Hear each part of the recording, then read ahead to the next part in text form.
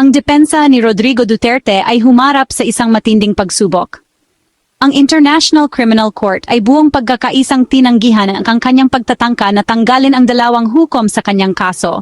This is presented to you by Education 4708. Just proceed to view the full content. Hindi lang ito basta legal na galaw, isa itong mapanganib na discard. Kaya, ano ang ibig sabihin nito para sa kanyang depensa? Paano tumugon ang mga eksperto sa batas? At ano ang posibleng ibig sabihin nito para sa pagdinig sa Setyembre 23? Manatili kayo.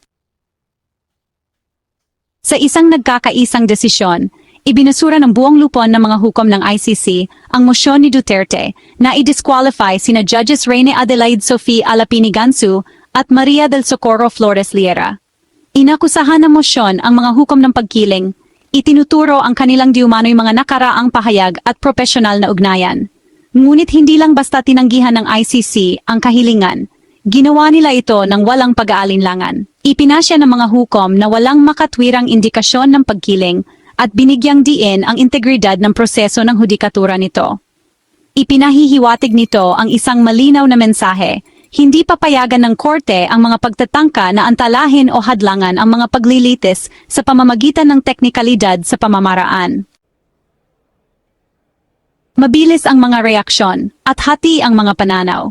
Mula sa kampo ni Duterte, ipinahayag ni Atay Nicholas Kaufman, ang pangunahing abogado ni Duterte, ang matinding pagkadismaya at nagbabala na ito ay magtatakda ng isang pamantayan na nagpapahina sa pagiging walang kinikilingan. Ang ilang lokal na kaalyado ni Duterte ay umalingaw-ngaw sa pananaw na iyon. Tinawag ang proseso ng ICC na dayuhang pakikialam.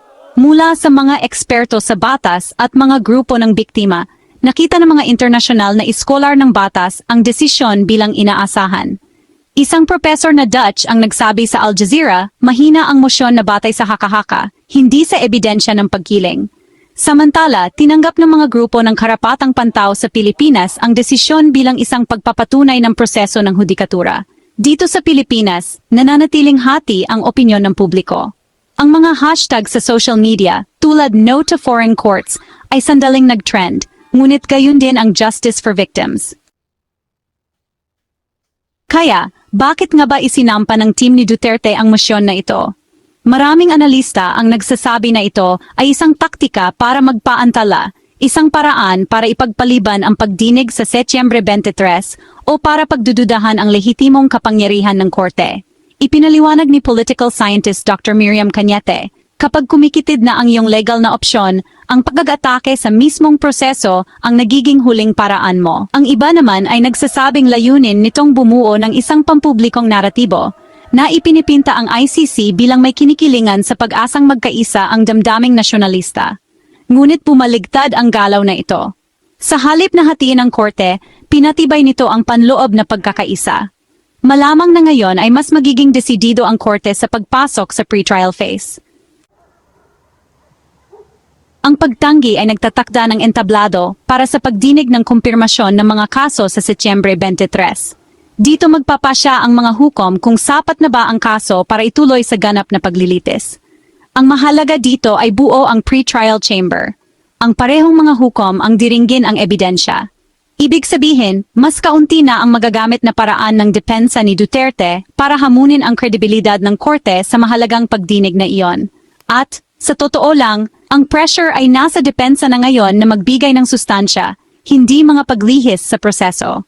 Sinabi ni dating ICC Prosecutor Fatou Bensouda sa isang panayam kamakailan, naging matiyaga ang korte, ngunit hindi ito magpapadistract.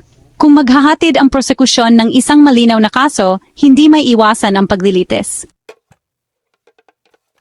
Sa politika, ang desisyong ito ay isang pagdagok sa mga pagsisikap ni Duterte na ipinta ang kaso ng ICC bilang labag sa batas. Sa Pilipinas, ilang mambabatas na ngayon ang mas lantaran sa paghimok ng pakikipagtulungan sa mga internasyonal na organisasyon, at ilang senador ng oposisyon ay nagmungkahi pa ng ideya na muling sumali sa Rome Statute. Sa Mindanao, nananatiling matigas ang mga taga-suporta ni Duterte. Ngunit kahit doon, iniulat na naghahanda ang mga kaalyado sa politika para sa mga contingency plan kung magsisimula ang isang paglilitis. Samantala, sa social media, lumalaki ang diskurso tungkol sa pananagutan laban sa soberanya. Nag-tweet si Filipino legal vlogger Atir Lira Cruz, kung naniniwala ka sa batas, naniniwala ka sa proseso. At malaki ang nawala kay Duterte.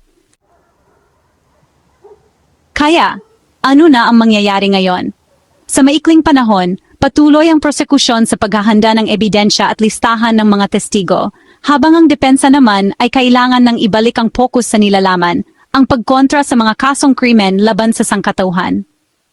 Sa kalagitnaan ng panahon, maliban kung may lumabas pang mga taktika sa pagpapaliban, ang Setyembre 23 ang magiging unang ganap na pagdinig ng ebidensya. Ang dapat pantayan kung magsasampa muli ang legal team ni Duterte ng panibagong hamon sa pagtanggap ng kaso, kung ang mga lokal na kaalyado ay magtutulak ng legal o pampulitikang galaw para protektahan siya, at kung paano tutugon ang Administrasyong Marcos sa panibagong pressure mula sa internasyonal na komunidad. Ang pagtangging ito ay hindi lamang tungkol sa pamamaraan. Ito ay simboliko. Sinasabi nito sa atin na ang ICC ay sumusulong, hindi natitinag, hindi napipigilan, at ngayon ay nagkakaisa sa layunin. Kung si Duterte ay mapupunta sa paglilitis ay nakasalalay sa kung ano ang mangyayari sa susunod. Ngunit isang bagay ang malinaw, hindi umurong ang korte. Kung gusto mo ng karagdagang updates tungkol sa kaso ng Duterte ICC, Batas ng Pilipinas, at internasyonal na hustisya, huwag kalimutang mag-like, mag-subscribe at ibahagi ang video na ito. Ipagpatuloy natin ang usapan. Disclaimer: ang video na ito ay para sa layuning pang-edukasyon at impormasyon lamang. Ito ay batay sa mga pampublikong datos, ulat at pahayag tungkol sa isang partikular na issue. Ang nilalaman ay hindi naglalayong akusahan o hatulan ang sinumang individual ng anumang krimen. Lahat ng nabanggit na tao ay itinuturing na inosente hanggat hindi napatutunayang nagkasala sa isang hukuman. Layunin naming ipakita ang mga napatunayang katotohanan at legal na proseso sa isang malinaw, balanse at magalang na paraan. Ang mga pananaw at opinyon na ipinahayag ay hindi nilalayon na mag-udyok ng pot, karahasan o paninirang puri. Para sa legal o opisyal na updates, hinihikayat ang mga manonood na kumonsulta sa opisyal na website ng gobyerno o sa mga naugnay na ahensya ng gobyerno o eksperto sa batas.